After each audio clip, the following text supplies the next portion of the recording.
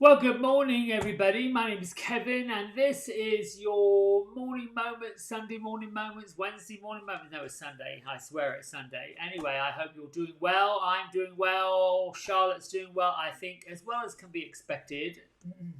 So, I have done a little bit of moving things around in my home studio. Wow, I think this needs to go. This little overlay thing. There we go. Let's see if we can just make that one go away. Let's see if that. Yes, it does. There it goes. There it goes. All right. So, yeah, I've done some changes. You can probably see that Calyx thing I got from where did I get it from? IKEA. Used to be laying on its sort of side. That's what I love about that whole piece. You can do it upright, you can do it long ways, and I had thought about getting there's another one that they make which is basically that but double as wide, and I really wasn't sure I wanted that many cubbies because I think otherwise it gets a bit busy. So what I also did was I put the black chair. Oh, I need to go this way, didn't I? I put the black chair back. That was in the corner where that bookcase was. Anyway, I'm getting off topic. So today, what's our subject for today? Well, I'm going to go with the Being of Power, which is in one of Baron Baptiste's books. I don't know that you necessarily have to be into yoga. It's certainly yoga-centric because he's obviously a yoga master, a global yoga master, and was the founder of the Baptiste Power Flow that I take. But he wrote several books, or he's written several books. And so Being of Power, which is this one, kind of released maybe 2010, 12, somewhere in there. And there's 9 practices to empower your life or to live a powerful life. And I feel like this is appropriate right now when we're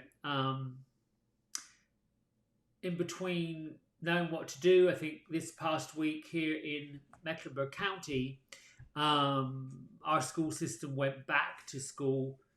Similarly, so did Union County, Cabarrus County, Anson County, and the other counties of this part of North Carolina went back into what they consider to be school. Some are all virtual learning, and some are part classroom, part home. I know what it's been like because of experience for adults to take their life online. This week in my Live Every Day in August group, I learned from a woman who talked about Zoom fatigue.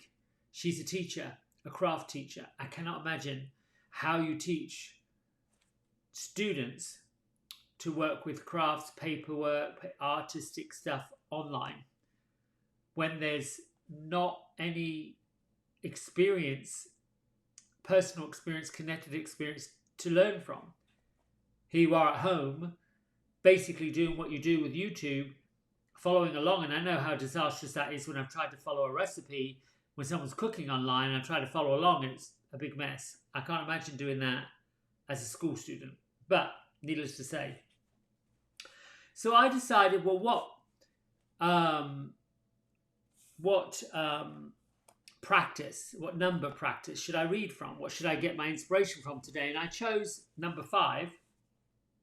Basically, in numerology, a 2 and a 3 makes a 5, and today's the 23rd of August. I could have put the 8 in there and got something.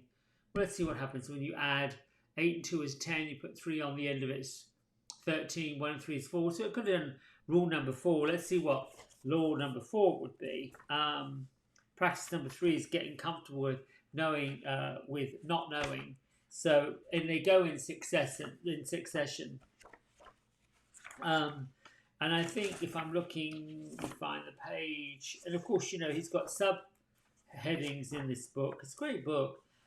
Law number 5 is let it be, or at least practice number 5 is let it be. Give it up to get empty is number 4. That's also a very, very interesting practice and a very interesting chapter. You know, for anybody to have true and complete transformation, and I believe that's why we're here. Not here speaking, well, could be on Facebook, but why we're here on the planet. Why we became who we are, got to where we are, doing what we are, is all for a reason, and that is to transform. And by that I mean, well, think about the year that you were born, however old you are, and how much the planet, society, culture, language, education, anything you want to put a subject to, how much that has changed in the years you've been here. And we'll count people, 5 years plus. I mean, some things can change in 5 years, but bigger changes happen in over 10-year time span, 20-year time span. So if you're here now and you're 25, 26, and you revert back to the year that you were born and how much has changed over 26 years, it's quite a lot. So we are here for the purpose of, I think, revolution, transformation, to be part of what's going to happen next, to create historical events, historical things that will shape how we move forward. And I'm always one for picking a way to look at something that is motivational, inspirational, uplifting, and different, as opposed to, the ditch of doubt. We can sit in that mucky water, spewing up all of this, what we don't have, what we haven't got, forever. Where's it get anybody? Really doesn't get anybody anywhere. And if you keep churning that out, you're going to eventually start burning people out. So one of the topics for today, the challenge for the leader challenge today, was the mindset motto. What is a mindset motto? Why do you need a mindset motto? A mindset motto is to change your mindset. Case in point, Albert Einstein said we can't solve problems by using the same kind of thinking that we used when we created them. We can't solve problems using the same kind of thinking that we used when we created them. And how many times do we find people who want to facilitate change, who want something different to happen, yet they haven't changed the way they think about change, the way they think about going about it. They want to go about the same way, thinking they're going to get a different result. And that brings me to the main topic I was going to talk about today, other than let it be, which is we've all experienced some kind of change. And there are really two ways to deal with it or to move forward from it. Accept it and move on, or not accept it. And really, I'm running into more and more people that will not accept it. But what happens if it's a change that you are perpetuating? I always think about, when you leave a house or a home, whether it's an apartment, and you're moving to somewhere else, typically it's for a good reason. Now, sometimes no. You had to move in with somebody else to save money. Eventually, it works itself out. And if you look at it in that way, you are saving money. You're sacrificing personal space. You're sacrificing independence. But you're saving money. So there's the benefit. When you look at a change, to let it be is accept things just as they are. Just that it happened. You can't go backwards. You have to go forwards. Take a breath and get to the point where, what if this ends up being the greatest thing you could possibly do? What if what you're about to do was actually predestined for you all along? And what if you put the seed of what you're about to do in motion so long ago you forgot you did it? I've had that happen. I've had situations show up that manifested themselves in unusual ways. And a friend would say, well, don't you remember you said that about 9 months ago you were going to do this? or you're going to have that, or you're going to buy that. You basically said that's what you wanted, and here it is. And I had forgotten that's what I said. So, in the art of letting it be, if you find yourself getting head up, in a bit of a state, burned out, Zoom fatigue, whatever that is, the best way is to get empty with it, let it be, settle, but find some stillness. What we try to do when things get on our plate, load up, is change the exterior. Change a job, change a house, change a partner, change clothes, get cosmetic surgery, go on a diet, ride a bike. We try to find these external fix-its, when really the key is learning how to think differently about changes that are happening. And we'll just say you take a small change that you can live with, that you can deal with, and be present to how that small change actually turned out better than you thought it would. Like, for instance, I might get invited to go to a meeting, or there may be a meeting scheduled, that I'm part of a group that are having a meeting, and this is a day and this is a time. And oftentimes these meetings come up with little or no notice. We're going to do this tomorrow at 3 o'clock. That would send most people whose working life's on a schedule into a tailspin. And it did for me for a while. I was used to, what happens to scheduling this a week in advance? What happened to scheduling this 2 weeks out? What happened to scheduling this a month from now? But that hasn't happened in a long time. So what do? Prioritize, which is more important. And the other part that gets, or has got in the way for me, is the disappointment. If I say no to this, I'm missing out. I am letting somebody down, which is actually a lie. If I've got a conflict, then I speak to the conflict. Sorry, can't make it, can't do it, and be okay with it. Internally, I take a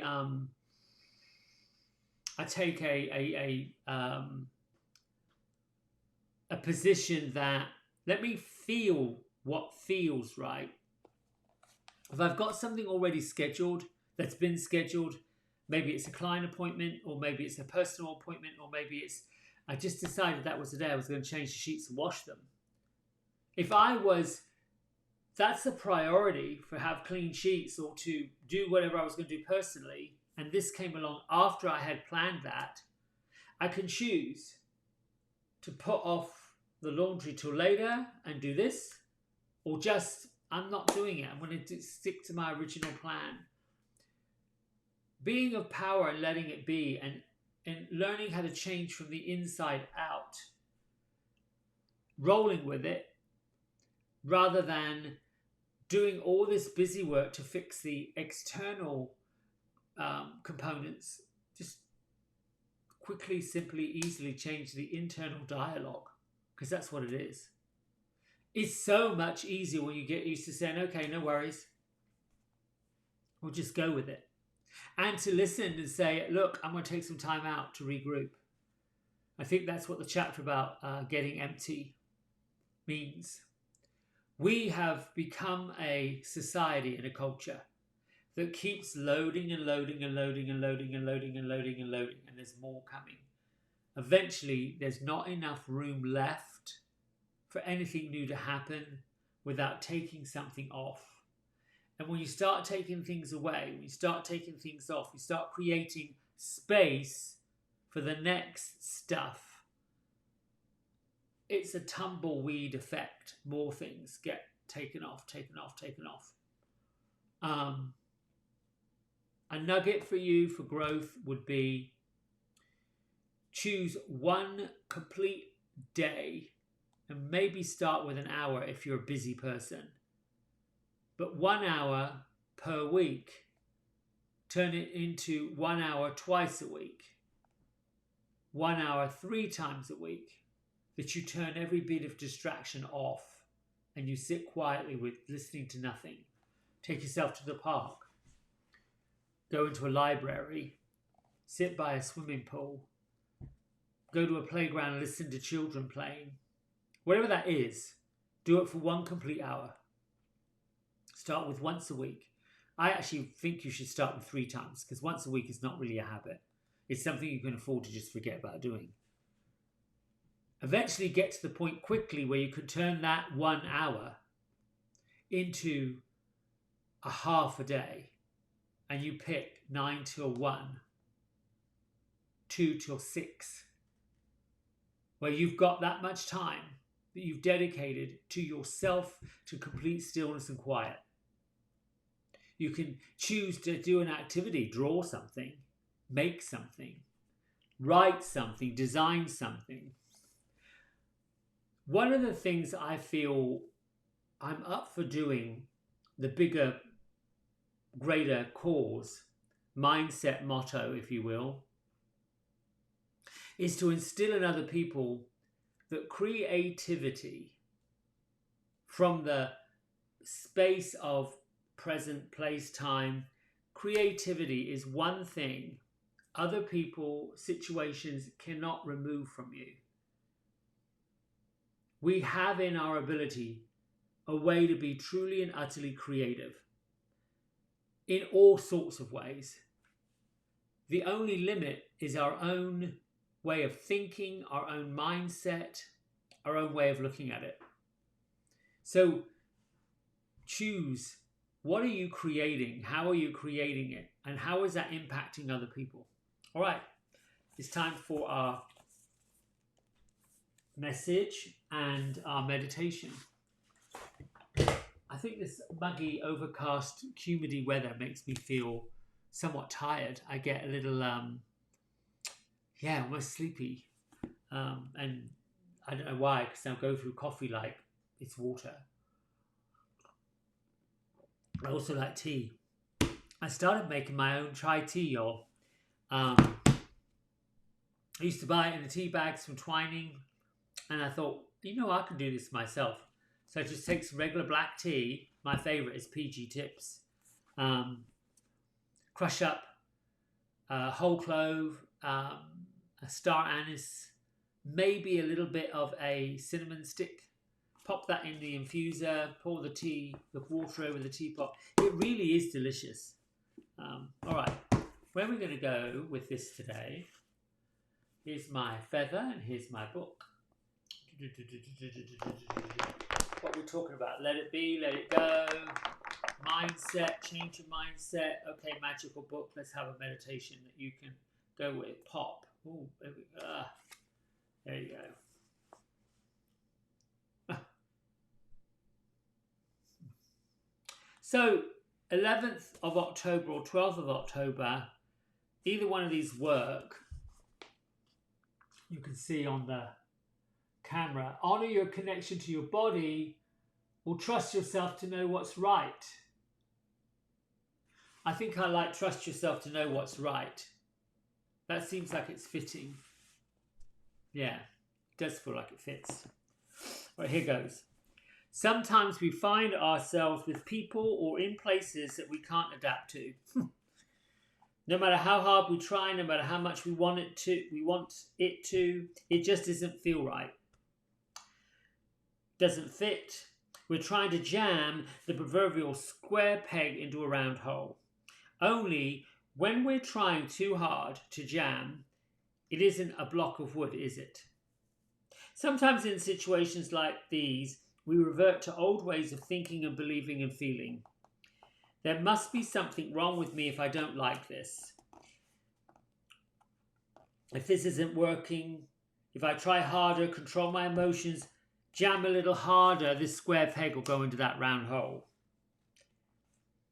Those are the times when we begin to feel confused, weak, scattered, uncertain. We may begin sleeping, escaping, drifting further and further away from the real issue. Our soul begins squirming in reaction of what we're trying to force ourselves to do. We may become physically ill. It's as though we're allergic to our surroundings. Sometimes we may spend years in this process, depending on what we're afraid to face or what we're afraid to lose. Other times This process may last only a few hours or a few days. We can take as much time as we need to listen and take care. But if we love ourselves, truly love ourselves, we won't torture ourselves for long because we know we have to. We have to, if there's a place or a person or a situation that doesn't work for us, that's okay. We don't have to punish ourselves. We don't have to go away from ourselves. We can leave the situation. Trust yourself, your body, and your soul to know what's right for you. Learn to feel the energy of the situation, place, or person. If something feels right, you feel in harmony mentally, emotionally, and spiritually with that. If it doesn't feel right, don't abandon yourself. Leave the situation. Try something else until you feel that it's right.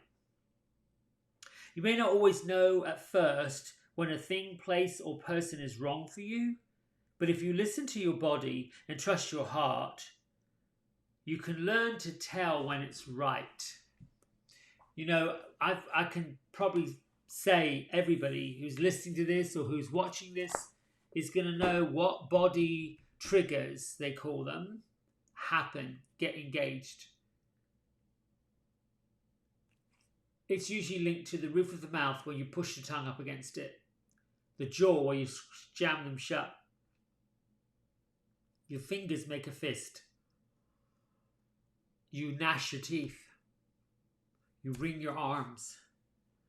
There's all sorts of body triggers that happen when something doesn't feel right. When something feels right, the feeling is similar to softness, ease, relief, relaxation. In the physical body, it's typically from here down through the shoulders. You feel it. You feel it just easing up, releasing. That's pretty interesting that we were talking about Let It Be from a completely different book and a different author. And here we go, choosing a chapter that matches up. It will always, I think I'll be doing this a year or two from now, saying the same thing. Which is why I get to the point of there are no accidents, there's no coincidences. Everything we're doing, everything that we are, who we are, is all, it is the way it is. Easiest thing to do is accept it and move on. All right, meditation. Let's get to it. Let's start today by stretching your arms up over your head. Big breath in. Big breath out. Pull your arms behind you. Open up your upper back and your chest. And then you can bring your hands to, rest. Forearms on your chair arms if you want. Bring your hands to a teepee at your chest like this. It doesn't really matter. I think I've got some comments up here. Yes, I do. Look at that. Okay. Close your eyes, settle in. Get connected with your feet first. I like to lift my 10 toes, press them back down. Lift both heels and press them back down. And then move up the body. Begin with your shins, your knees. You can choose to use one side and then the other side, or simultaneously move up your physical body.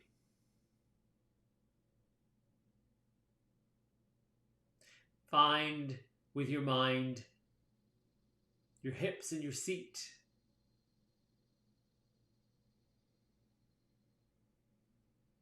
As you breathe in, raise your consciousness, your mind, your thoughts to the area around your belly, your solar plexus.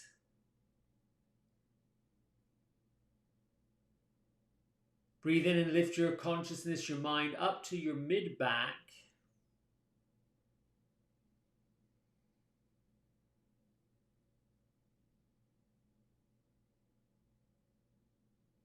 Focus your mind and your energy on your scapulas, left and right, those bony bones behind your shoulders.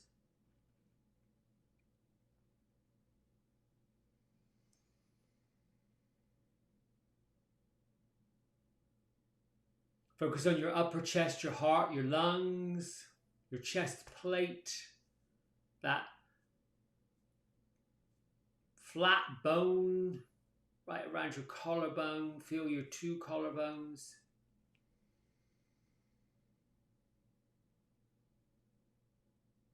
Expand your mind down your right arm into your right fingers.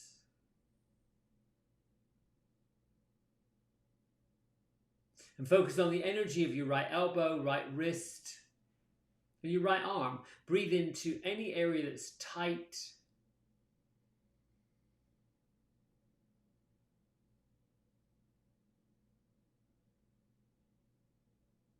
Move over to your left arm, and from the left side of your neck down through your left pinky finger, gradually take your mind and your thoughts down your arm into your elbow, that way.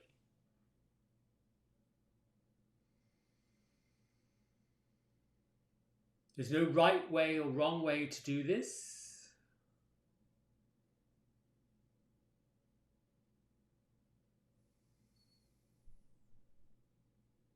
Begin to picture your chin, lower jaw, left side and right side, your teeth.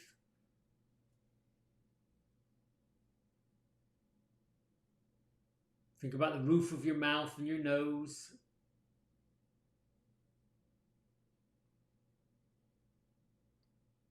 Focus on your ears, your cheekbones, and your eye sockets.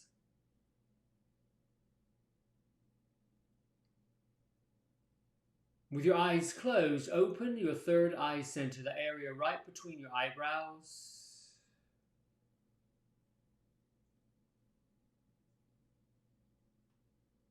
Take a breath in and make your mind go up past your eyebrows through the top of your head as if you are a hollow vessel with light shining all the way down through the middle. As you breathe in, brighten the light and expand it out from inside of you. Be the light that you were created to be. Lift and raise your conscious thoughts. Lift and raise your conscious feelings.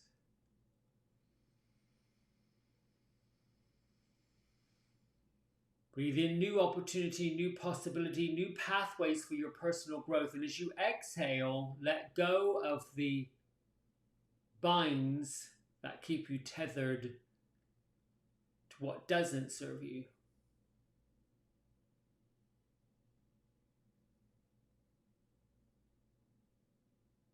Just continue breathing in and out. You can find a count, 4, count inhale, 4, count exhale. You choose what works for you.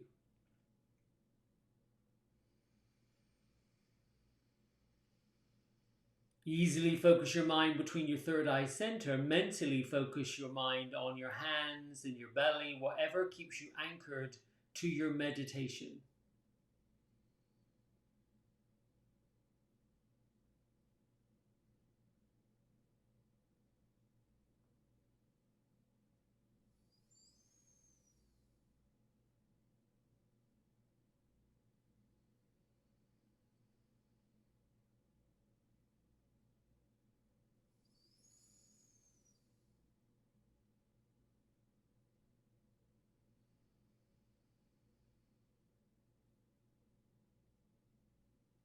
With every exhale, create a gentle release.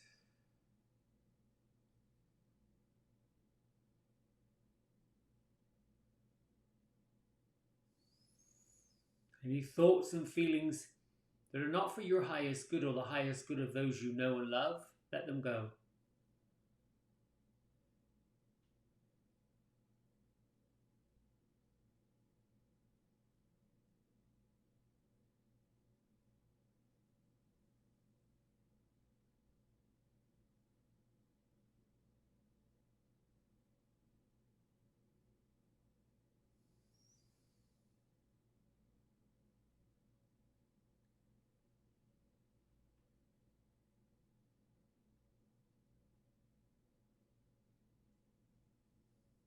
Mind is pre-wired to continue thinking even in stillness.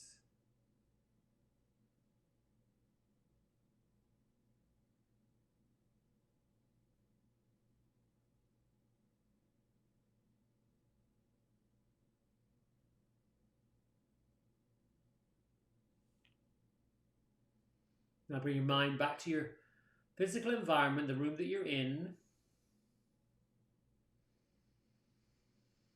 Your breath, your deep inhales and exhales. A quick last scan of your body. Take your air into anywhere that's tight, that needs to be released.